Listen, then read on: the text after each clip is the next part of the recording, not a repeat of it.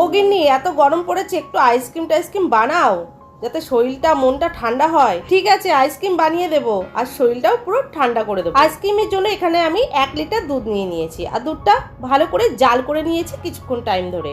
তারপর এর মধ্যে দিয়ে দিয়েছি 1 কাপ গুঁড়ো দুধ। গুঁড়ো দুধটা ভালো করে মিশিয়ে নেওয়ার পরে তারপরে দিয়ে দিলাম পরিমাণ মতো চিনি, আর দিয়ে দিলাম সামান্য পরিমাণে এলাচ গুঁড়ো, আর দিয়ে দিয়েছি নারকেলের গুঁড়ো 1 কাপ।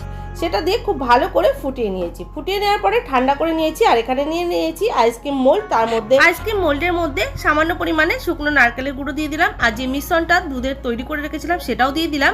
তারপর ফয়েল কাগজ দিয়ে ভালো করে মুখটা আটকে আর ছুরি দিয়ে সামান্য পরিমাণে ছিদ্র করে নিতে হবে। তারপর আইসক্রিম স্টিক বসিয়ে ডিপ ফ্রিজে 12 ঘন্টা আইসক্রিমটা সেট করতে দিতে হবে। তারপর কর্তামশাইকে আইসক্রিমটা বের করে দিয়েছিলাম। কর্তামশাই খেয়ে বলছে আমার মন প্রাণ দুটোই শান্ত হয়ে গেল। ভালো লাগলে একটি লাইক দিয়ে উৎসাহিত করবেন।